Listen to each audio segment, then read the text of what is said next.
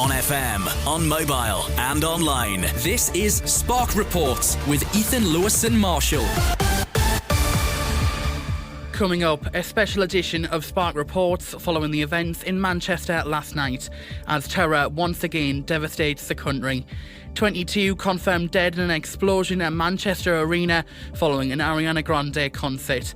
Many more were injured in the blast as a city and a country comes to terms with more loss of life through terror. It was just after 10:30 last night when Greater Manchester Police received their first calls about an incident at the arena in Manchester. It wasn't until hours later till many people's worst fears were confirmed. Lauren Robinson has our first report tonight. Last night, terror struck in Manchester when a bomb exploded in the foyer of the Manchester Arena following an Ariana Grande concert. Witnesses reported hearing at least one loud bang and scenes of chaos as people try to flee the arena. Police are treating it as a terrorist incident. There has been 22 people confirmed dead with 59 others injured as a consequence of the incident, with 6 hospitals treating the casualties. The attacker died also. Greater Manchester Police have confirmed that children are among the fatalities of the attack, with many others being separated from family. This teenager spent the night looking for her mum after being separated during the incident. We just heard a really big explosion and then smokes are coming out, and then we went back because someone was said we need to go back, and then when we come back then everyone started to panic. It's believed the attacker detonated the device which he was carrying. Officers say they're trying to work out if he was acting alone. A detailed forensic search is underway in Manchester and there was a large cordon in place around the area. While Greater Manchester Police are also appealing for people to send them any images or photos of last night's incident. People all across the country have shown their support for the city at this sad time, with many of them taking to social media to show their love with the hashtag #StandTogether. Spark Reports, I'm Lauren Robinson. Thanks, Lauren. As we hear more details from the events that unfolded in Manchester, it seems many people from here in the northeast have been reacting. Adam Wood has more now on those from our region caught up in the attack. Many people from across the northeast have joined in solidarity with the people of Manchester following the attacks at the arena. Shocking to so many that this could take place at an event where many children and teenagers were watching a pop concert. John Michael McConnell from Newcastle was at the Ariana Grande concert last night. He spoke on social media about the moment the blast happened. We went to the store because I wanted to buy, a jumper or a t-shirt or something like that, as you do. There was a massive bang. Literally the building shook. All we saw was just then people just flooding out and people going, run, get out. The staff were all saying, run, get out.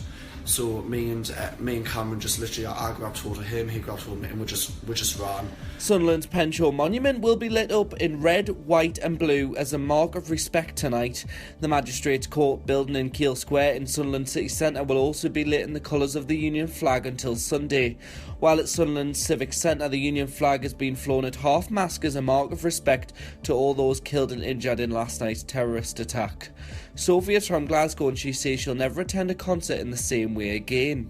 I do definitely feel a bit apprehensive going to another concert, and obviously travelling down to a different country is really scary as it is on its own, never mind being involved in an attack that took place where you were. I'll feel a wee bit weary next time I go to a concert. Meanwhile, Take That have postponed concerts due to take place at Manchester Arena later this week after already cancelling a show tonight in Liverpool. Spark Reports, I'm Adam Wood. Thanks, Adam. It's known that so far 22 people have lost their lives yesterday, with many more injured. It's still believed that 4 people from the northeast are missing following the attacks, and as Beth King reports, the names of the first victims have started to be released. Out of the 22 dead, 3 people have been named so far, 2 females and a male. Georgina Bethany Callender was the first to be announced. The 18-year-old student from Whitley Woods in Lancashire had posed for pictures with the American singer in the past. She was studying health and social care at Runshaw College in Lancashire. A day before the concert, she had tweeted Grande and said, "So excited to see you tomorrow." The second was 8-year-old Safi Rose Rousses, who's believed to be from Leyland, a student from Tarleton Community Primary School. She'd been attending the Ariana Grande concert with her mother and her older sister.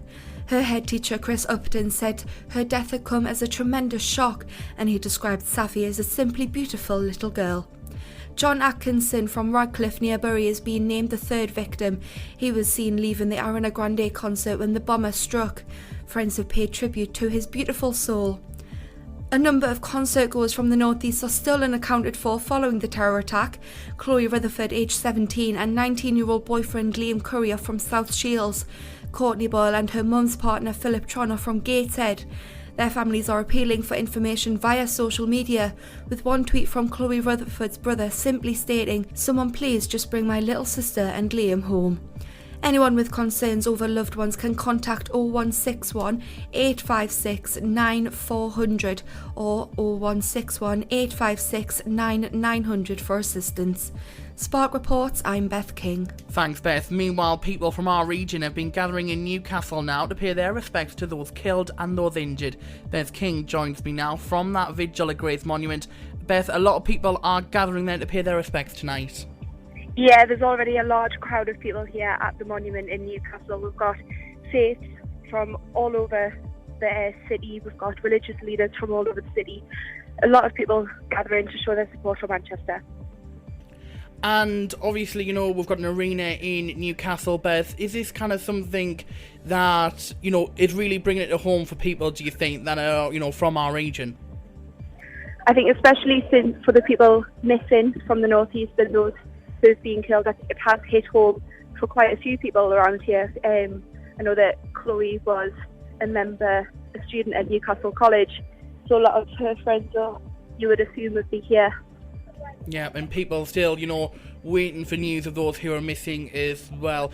And what are we expecting kind of to happen at this vigil? Have we got any idea about what the kind of order of kind of things are going to be tonight? Not quite sure at the minute, but I think there's a lot of religious leaders here, so I think it sounds like they're going to give all their talks and everything, you know, just show solidarity and support that we do come together as a kingdom in this time. Okay, that's brilliant. Thank you very much, Beth King there at Gray's Monument in Newcastle, ahead of a vigil which is due to get underway shortly. Thanks, Beth. Well, emergency services and local authorities across the northeast are said they are committed to working together to reassure communities after the events in Manchester. Katie Baggett looks now at how the police and the arena in Newcastle have reacted. Yes, Ethan, armed patrols could be seen on the streets of Newcastle today outside Monument and at Central Station. Police could also be seen around the city on horseback. Northumbria Police says armed patrols will continue across the region after already heightened patrols following the previous terror attack at Westminster in which 4 people were killed, including a police officer. These officers would be in addition to the armed patrols already operating at transport hubs including Newcastle Airport, Newcastle Central Station and the Port of Tyne. The force is reminding the public that the national threat level remains at severe, but there is nothing to suggest any specific threat to our region following the events in Manchester. Meanwhile, the Metro Radio Arena in Newcastle have said that after the tragic events at Manchester Arena last night, the team are aware of the potential heightened level of threat against venues across the country. They say they are in constant communication with Northumbria Police and relevant authorities and are continually reviewing their security and safety procedures. The arena say there are no changes to planned events at this time, and if that changes, customers will be emailed and posts will appear on social media.